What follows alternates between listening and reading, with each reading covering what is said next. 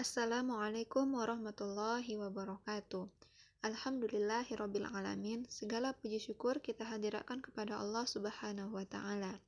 Di sini saya akan mempresentasikan tugas mata kuliah Kapital Serta Fikih tentang kaitan fikih dengan ilmu lainnya yang dibuat oleh saya sendiri, Ezi Ainur Fauziah, NIM 192004016, dosen pembimbing Ibu Dr. Elvia MAG. Marilah terlebih dahulu kita membacakan Bismillahirrahmanirrahim. Seperti yang kita ketahui, fikih adalah pemahaman ilmu yang mendalam, sebagaimana yang telah dijelaskan juga oleh pemakalah terdahulu. Fikih ini tentu banyak kaitannya dengan ilmu-ilmu lainnya.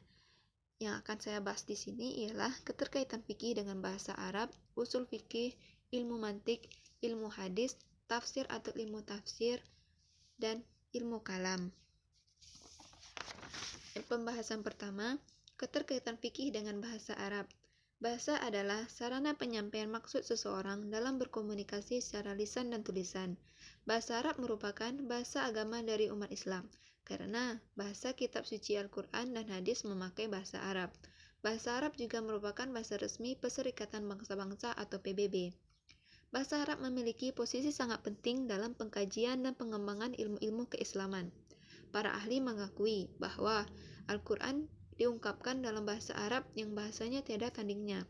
Al-Quran melahirkan berbagai ilmu pengetahuan mengenai bahasa, yaitu nahwu, syaraf, dan balaghah. Apa itu ilmu nahwu dan ilmu syaraf? Ilmu nahwu ialah suatu ilmu yang membetulkan susunan kata-kata dalam kalimat dilihat dari segi jabatan, bentuk, dan lain-lainnya.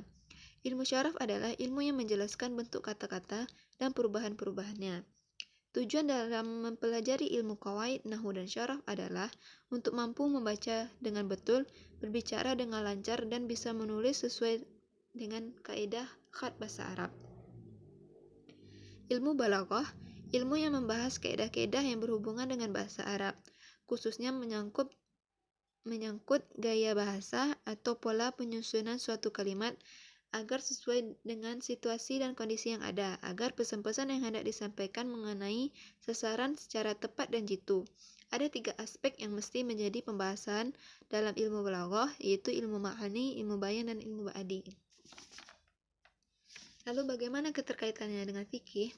Sumber utama fikih ini ialah Al-Quran dan hadis, yang mana masalah fikih dari berbagai mazhab menggunakan bahasa Arab. Bahasa Arab merupakan alat yang berguna untuk memahami nas-nas Al-Quran dan hadis. Tujuan dari pemahaman ini adalah melahirkan hukum-hukum syar'i yang bersumber dari kosakata nas-nas yang berbahasa Arab. Pembahasan kedua, keterkaitan fikih dengan usul fikih. Pengertian usul fikih terdiri dari 2 kata, usul dan fikih. Fikih yang artinya pemahaman yang mendalam, usul yang merupakan jamak dari kata asal secara etimologi berarti sesuatu yang menjadi dasar bagi yang lainnya. Jadi usul fikih adalah pedoman atau aturan-aturan yang membatasi dan menjelaskan cara-cara yang harus diikuti seseorang faqih dalam usahanya menggali dan mengeluarkan hukum syarak dari dalilnya.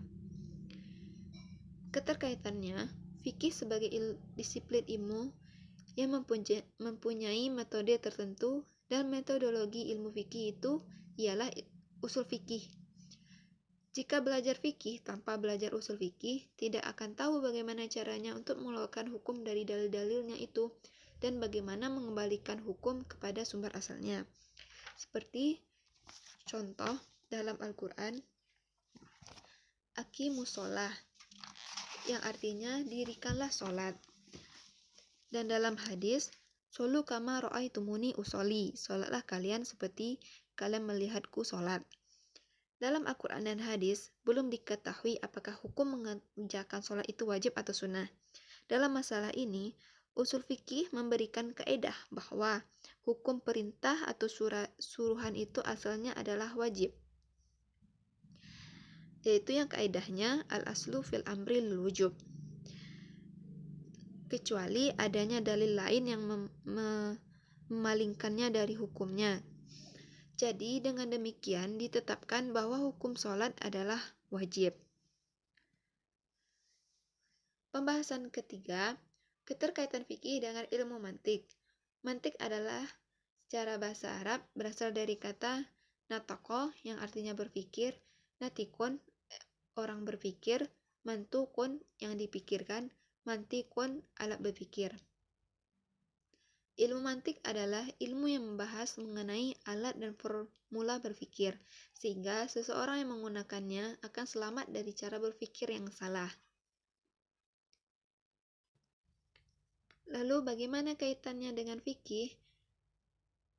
Kaitannya, ilmu mantik ini sebagai alat analisis dalam proses berpikir. Logika atau ilmu mantik dapat berperan dalam proses pembentukan hukum. Logika atau ilmu mantik memiliki peran penting dalam penarikan kesimpulan yang dilakukan oleh mujtahid dari premis-premis yang ada dalam Al-Quran. Contohnya seperti premis 1, arak itu memabukkan. Premis 2, yang memabukkan adalah haram. Jadi kesimpulan dari premis ini ialah arak itu haram. Selanjutnya pembahasan yang keempat, keterkaitan fikih dengan ilmu kalam. Kalam dalam bahasa Arab berarti perkataan, firman, ucapan, atau pembicaraan. Kalam berarti kata yang tersusun yang menunjukkan suatu maksud. Ilmu Khaldun mendefinisikan ilmu kalam adalah ilmu yang berisi alasan-alasan mempertahankan kepercayaan-kepercayaan iman dengan mempergunakan dalil-dalil pikiran dan berisi bantahan terhadap orang yang menyeleweng dari kepercayaan salaf dan ahli sunnah.